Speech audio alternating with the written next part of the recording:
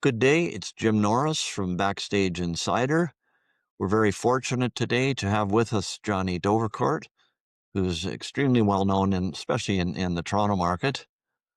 His job description is really long, but we'll cover some of that anyway. Um, how are you doing, sir? Oh, Jim, I'm doing great. I Good. was out at the SEMA Canadian Independent Music Association party last night, but I went home at a reasonable hour. Oh, that's good. So How was so that party? it was great. Oh, good.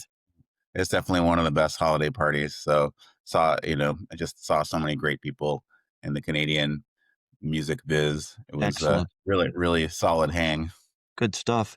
So I want to go back pretty far to start with, just back to Yeah. your family roots. Oh wow, Um, sure, yeah. was your family musical? Did you have that behind Mm. you?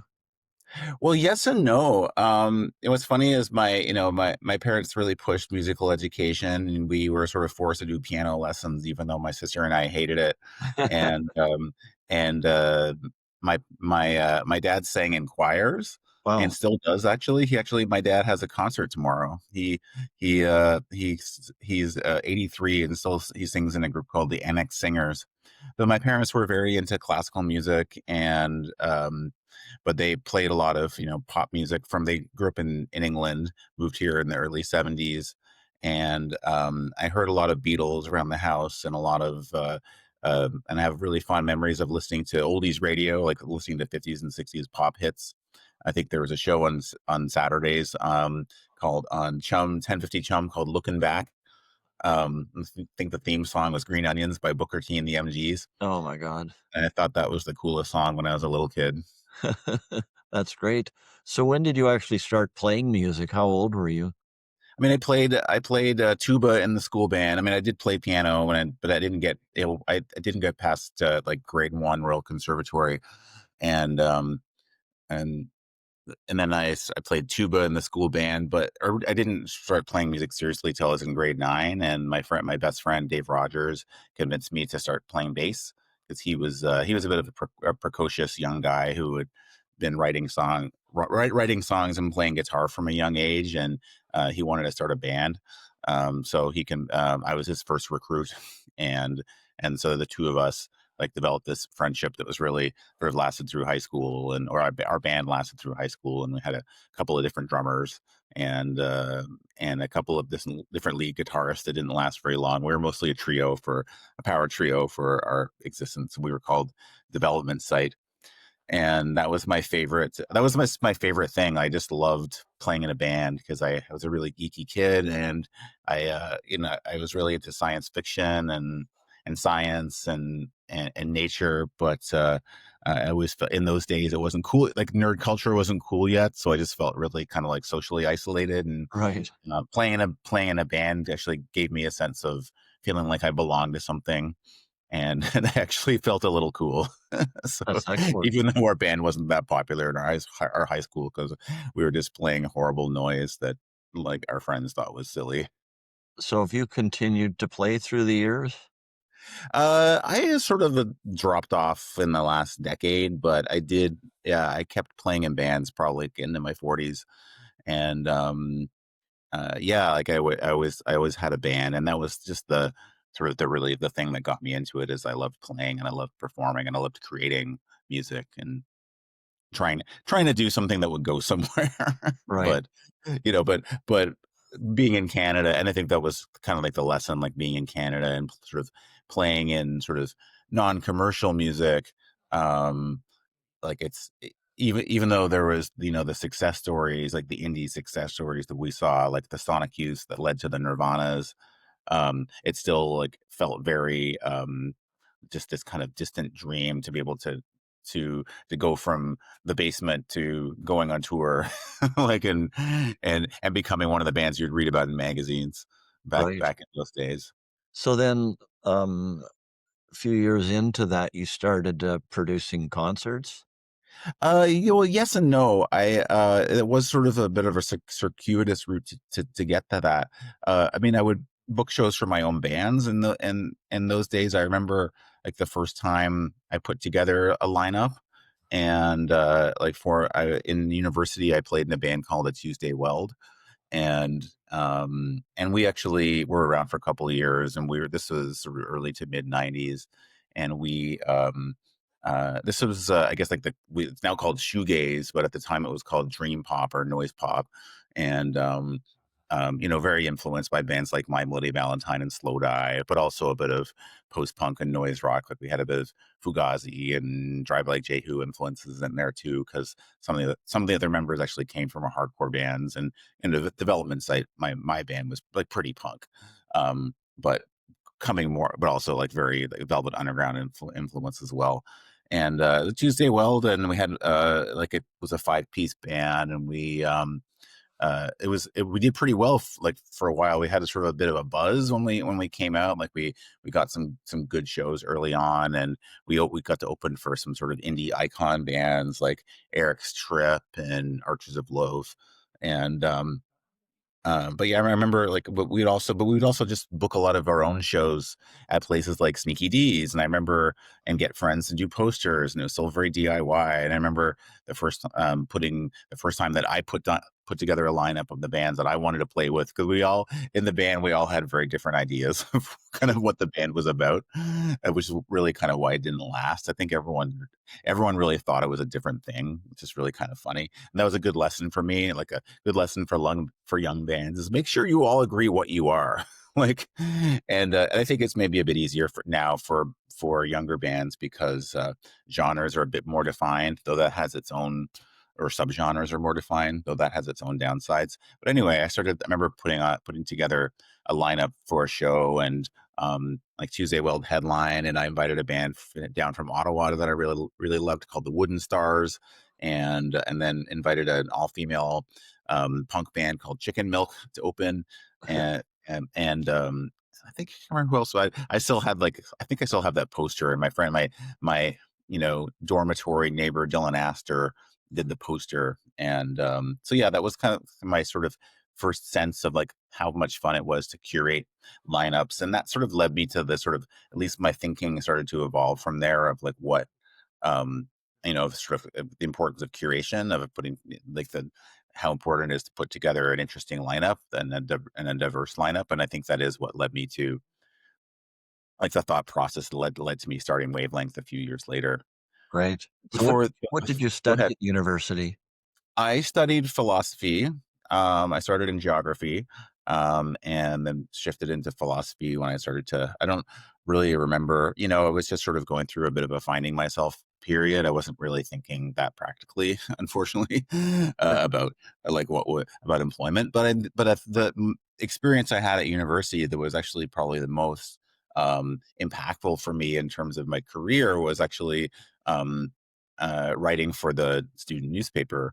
I was at University College at U of T, and I wrote for the Gargoyle, which was the student paper. Right. And of course, I wrote about bands. I wrote about music. I had loved reading like the Melody Maker and NME.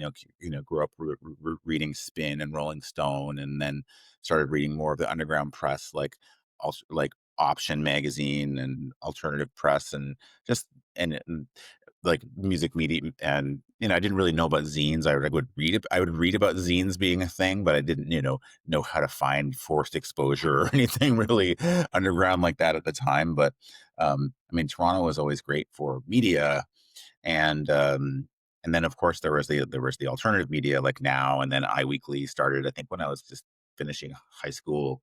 I think is when iWeekly started.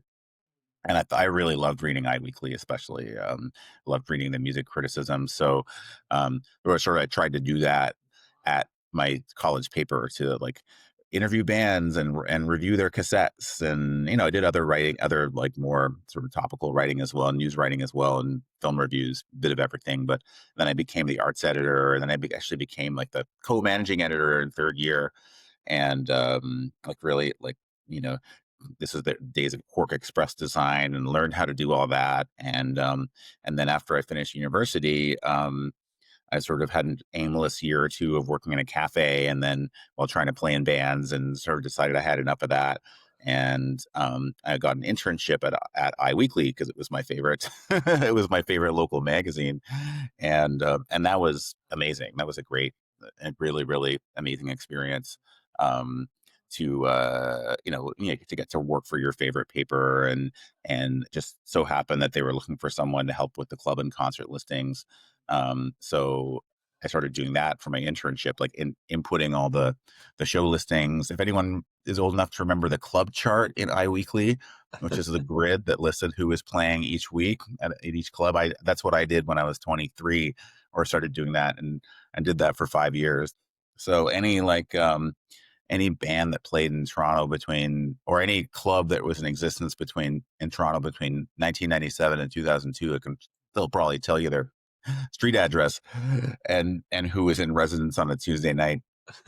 So that way, and then I did some music writing as well, and really learned a lot. Like the iWeekly, the gang of editors at that point, like the editorial department, was full of amazing, smart people, and people that were really also involved in lots of types of culture. People like Stuart Ross, who was like, a award-winning poet, or like incredibly well-respected person in the small press community, and was the arts editor. And like people like Jason Anderson and Stuart Berman, like the music writers. And Jason is more is a film critic now, I think, or a film programmer. I can't keep up with his career trajectory. And Bill Reynolds, who is the editor, is now like I think runs the journalism department at TMU. Longtime music critics like Mary Dickey. I just learned and people like Kevin Connolly, who is also really big in the theater scene. My friend Joanne Huffa, who is a zine maker and also really into indie music. Like there was all this great. I'm sure I'm forgetting some other people. Stuart Berman, who went on to become a big music journalist and still writes for Pitchfork now. We're all this. This was all the people, like the crew that was at iWeekly. So I learned so much from these people.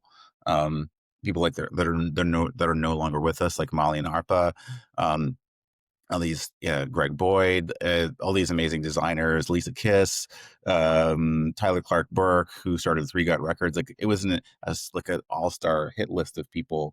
I'm sure I'm forgetting so many others, but I just learned so much about culture in the city. It was actually the best education that I didn't have to pay for. It Great. was my time at iWeekly, and I was there for 5 years. So with And Wavelength Music, yeah, you're now celebrating 25 years. yeah.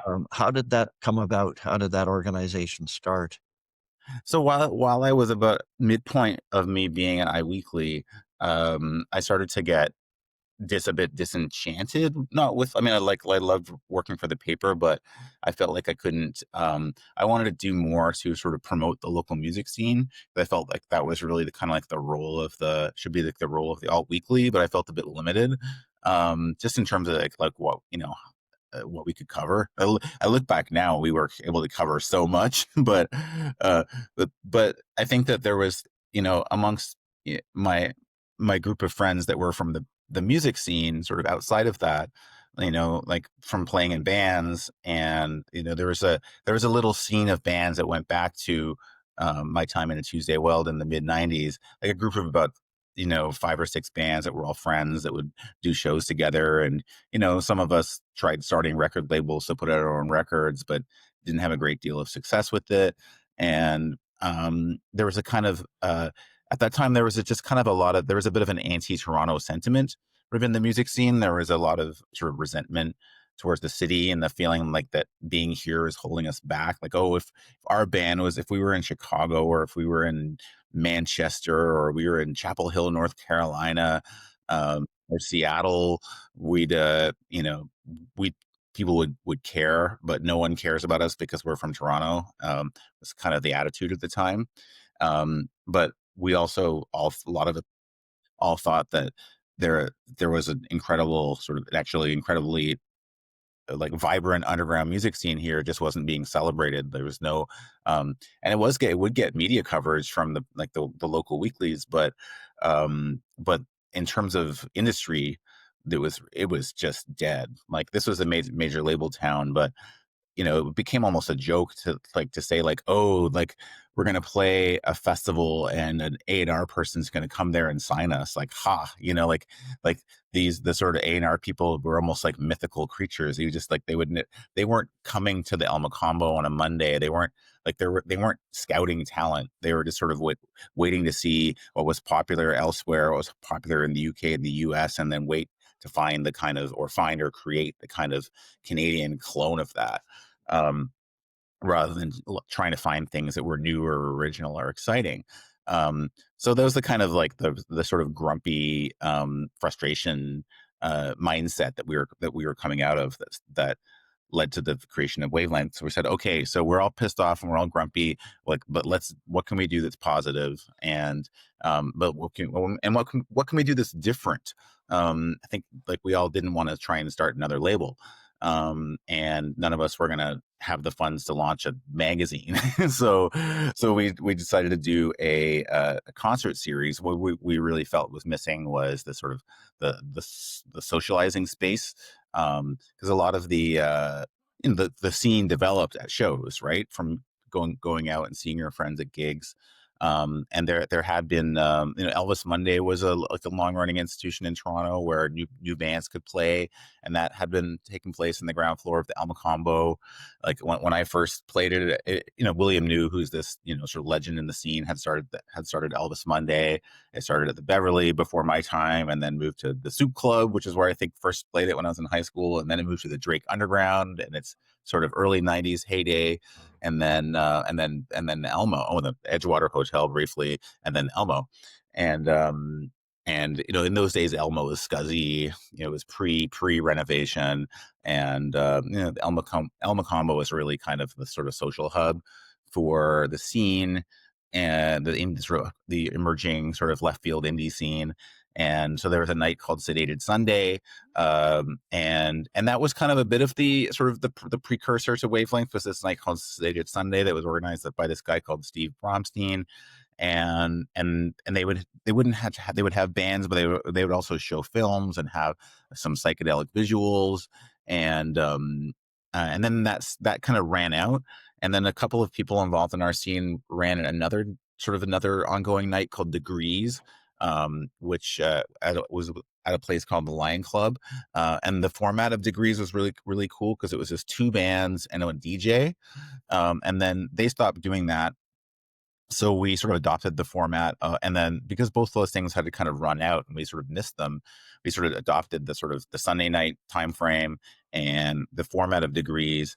And instead of doing it at the El Macombo, we decided to do it at Ted's Wrecking Yard, which was at that point pretty kind of like a new club. And I'd done a few shows at Ted's with bands I'd played in, and it had a really fresh atmosphere. It didn't, because I love the El Macombo, but it was a bit, felt a bit sort of old school sometimes, like a bit tired.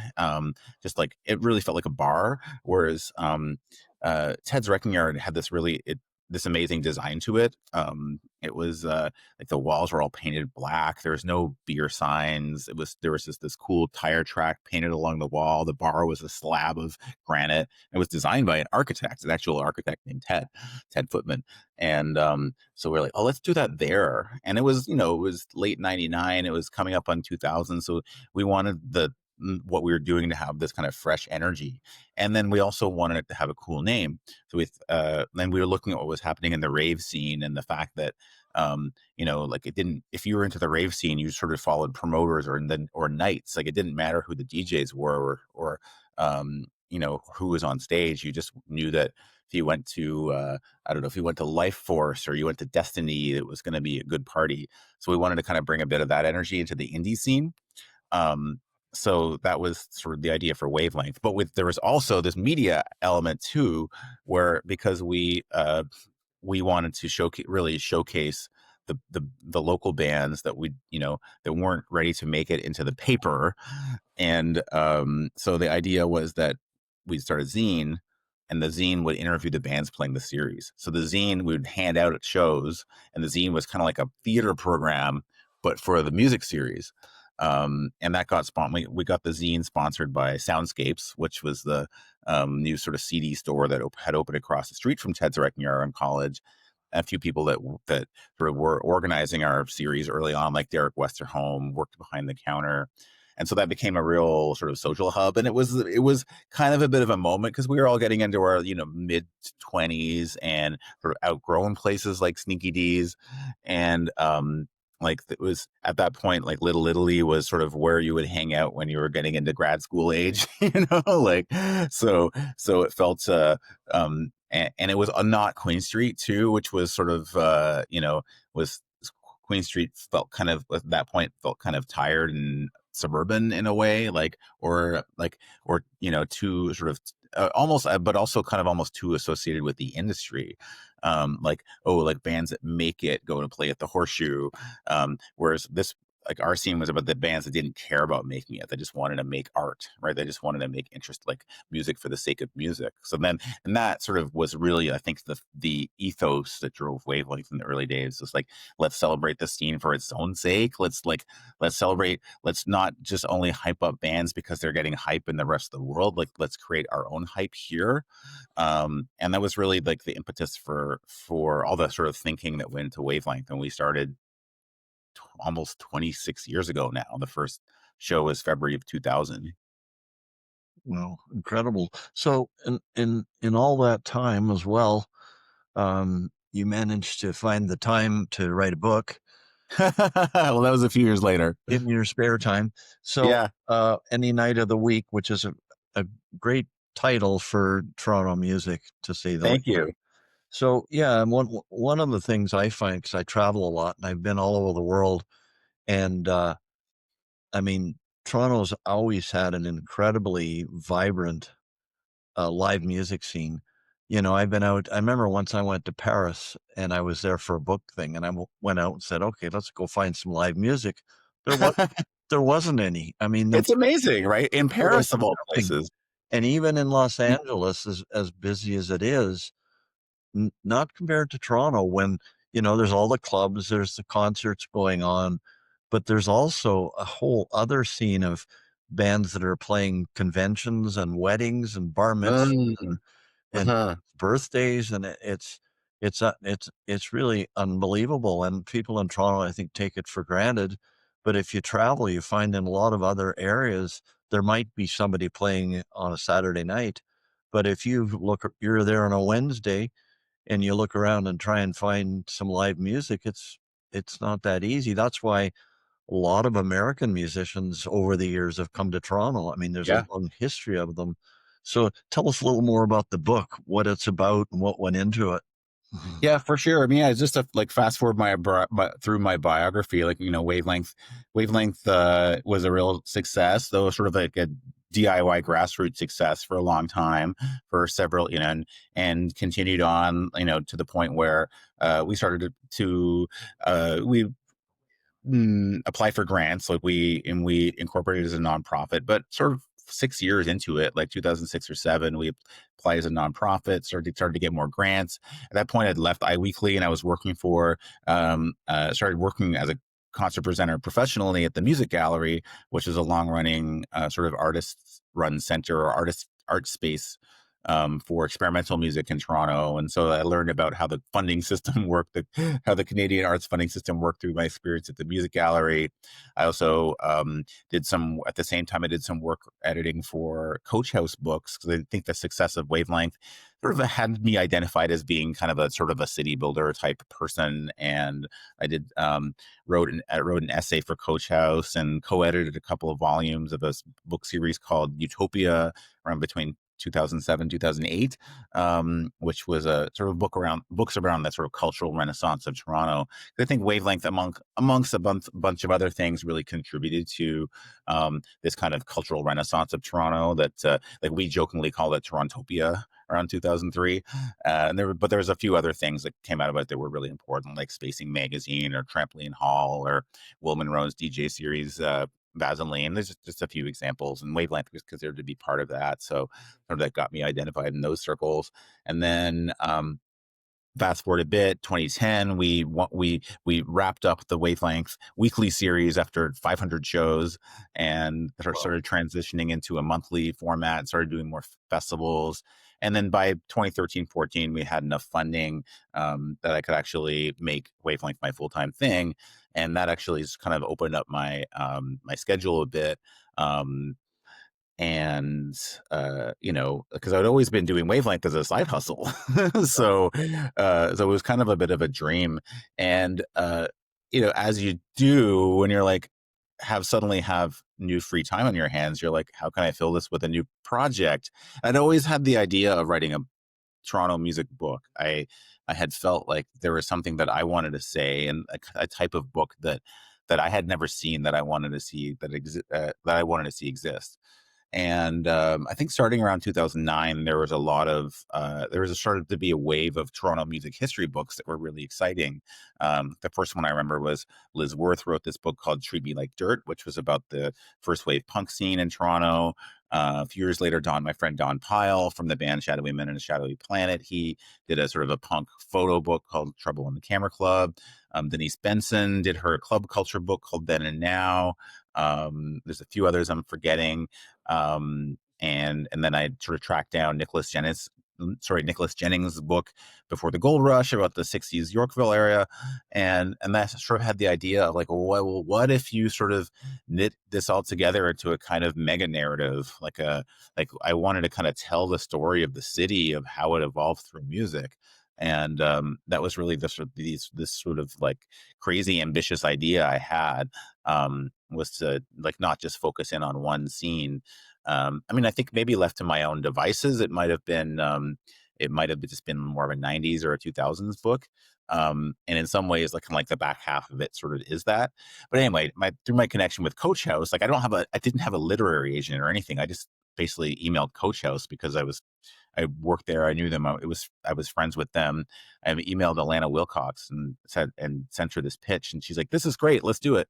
So then I worked with a couple of different editors. It took me like twice as long to write because I was writing it in my spare time, and it just kept as the project kept growing and growing and growing. But I did always have this idea that I wanted it to be sort of like a tight, readable, like under 400 pages. I didn't want it to be a massive tome, and I really didn't want it to just become an info dump.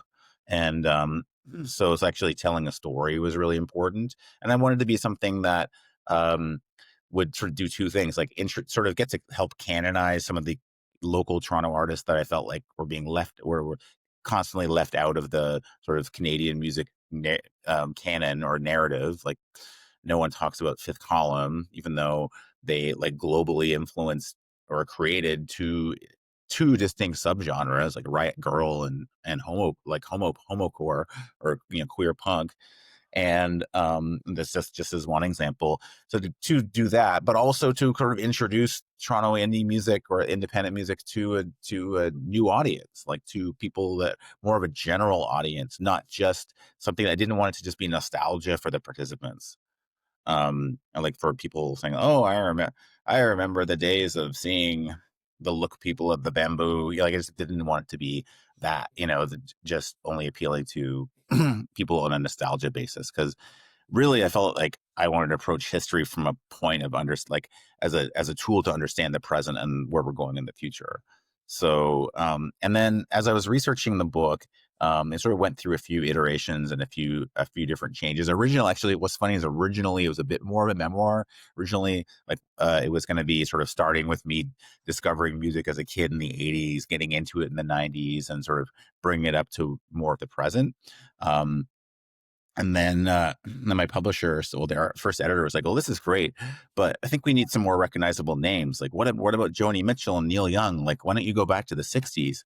And then I was like, okay. And then it became a bit more of a way more of a research project to get to like uncover all the sort of stuff that predated my birth, right? So, but that actually really became fascinating to see, and then to see how the whole music scene evolved and how the city evolved, and because it was really so much. And the thing I learned from this research, like the real sort of crux of the book, is that the live music venues not only were the thing that really built the music scene, they in some ways really built the city, at least the downtown West End, like where you can see the sort of growth of like the creative communities.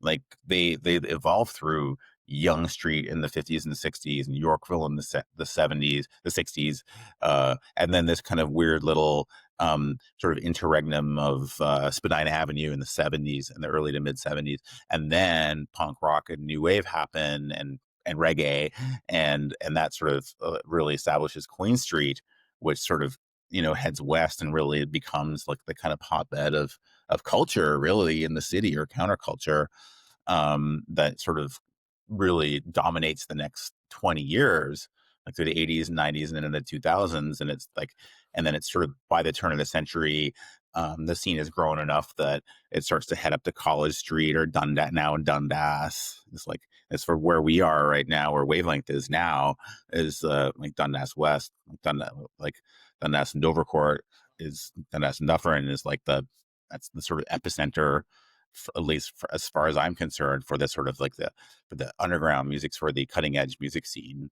and not just for indie music, but for electronic music and hip hop and Latin and lots of like really interesting stuff. Excellent. So yeah, so the any night of the week was came out of sort of this, one of these things I kept hearing people say when they would rave, when people would sort of rant and rave about Toronto music, they'd be like, I don't get why this city can't catch a break. The scene's so great here. You can go out any night of the week and see 5 amazing shows. And I heard someone say that, and I just like pulled that sort of line out. I was like, oh, any night of the week. So that was sort of where the title came from. Excellent. And the book's available on Amazon. I notice there's a Yep. Kindle and a paperback version.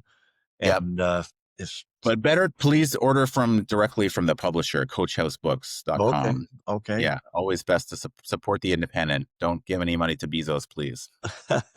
No problem. So if we can talk about your new project coming up in March, Yes. the festival and conference, and just describe what that's going to be. Yeah, sure. This goes back to the early days of Wavelength. When we reached our first anniversary in 2001, after like a year of doing the Sunday night series, we threw ourselves a birthday party. And so it was the first of the first Wavelength was February 13th, 2000. And then every sort of Valentine's Day weekend after that, we would have a little mini festival, usually be 3 nights. It grew to 4 later on. And it went through a lot of different, like slightly different formats every year. Like sometimes it would be this just one venue over 3 nights. Sometimes we'd have a different venue each night. And it just kept evolving from year to year.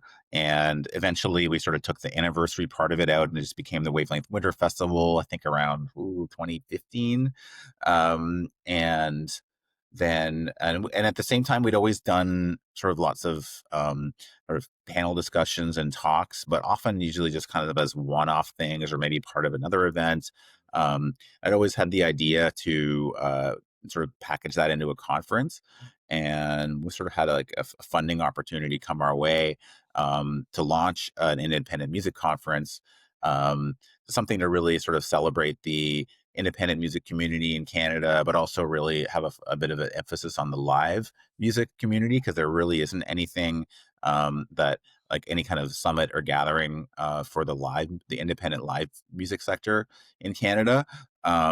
So we decided to put these two things together and to expand the Winter Festival a little bit, and move it back slightly. So it's now, like, we just adjusted the timing a bit, because February was a really good time to have a festival because there was nothing else going on, but we just found the weather is just so unpredictable, and by mid-March things are starting to warm up, and you can still get a snowstorm, but you're more likely to get a 10-degree day, and everyone's a little sort of getting out of their hibernation, and so we picked the weekend of March 19th to 21st, kind of strategically. It's the week before the Junos. It's the week after South by Southwest. It's comes after this festival in New York called New Colossus. It also comes the week before this amazing festival in Knoxville, Tennessee that I love called Big Ears Festival. So there's also a bit of an idea of expanding the festival a little bit. After 25 years, this is actually the first time we're doing a multi-venue festival. And I say multi-venue in the sense of actually having shows happen at the same time, actually, but only two shows happening at the same time for the first time ever. Which always makes me nervous because Wavelength has always been about the community and having everyone in the same room. But I think that the community has grown enough now, that the music scene has grown enough now that um, that there'll be room for everyone. And it's still scheduled so that if you wanted, you could, and the venues are so close together, you could run back and forth and still see a bit of every single set. So, and there's a bit more of an international flavor. We've always been the local music series first, but we have some more international guests playing this year. We have, artists from Ireland and Hong Kong, Australia, France, and the US. As well as here in Canada, so that's really exciting, and sort of expands the vision of the community a bit. And yeah, the conference program is going to be happening over 2 days at Lula Lounge. So like a pro focused conference, shows at night, and then on Saturday, that'll be the Thursday and Friday, and then the Saturday there's public programming. I include starting with a walking tour of Kensington Market that we're doing with our great organization called the Kensington Market Community Land Trust, and then going from there to the AGO for the book launch for Melissa Auftemar, which we're really excited about because it just happens to be the great timing that her memoir, which is called Even the Good Girls Cry, her in the 90s rock memoir, is getting published that same week. So, and she's also doing a photo show at the AGO at the Art Gallery of Ontario in September, so called My 90s. So this is a bit of a sort of a preview for that. Excellent. So that's how that has all come together. So yeah, please check it. Everyone, please check it out at wavelengthmusic.ca. And passes and tickets are on sale now. Great. Though the Melissa Auftemar talk, the tickets for that are free. They're not going to be on sale until February 2nd. Right. But March 19th to 21st is the date for Wavelength Music Festival and And at the Conference. conference, do you expect some international attendance as well? Yeah, we're bringing in a few some delegates from overseas and the States and across Canada, and yeah, and maybe we'll hopefully have some international visitors as well. Excellent. Because obviously, an event like this, too, for the artists and people in the industry, it's a great networking opportunity. Yeah, great. Aside from the music and the learning part of it, the ability to get in a space with people from around the world is really valuable.